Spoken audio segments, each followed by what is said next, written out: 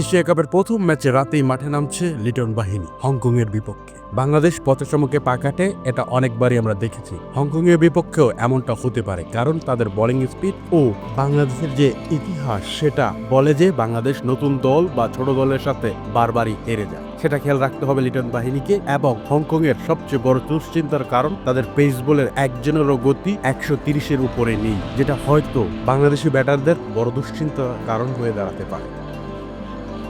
Hong Kong তাদের প্রথম match হেরেছে, এটা তাদের বাঁচা মরার ম্যাচ এশিয়া কাপে।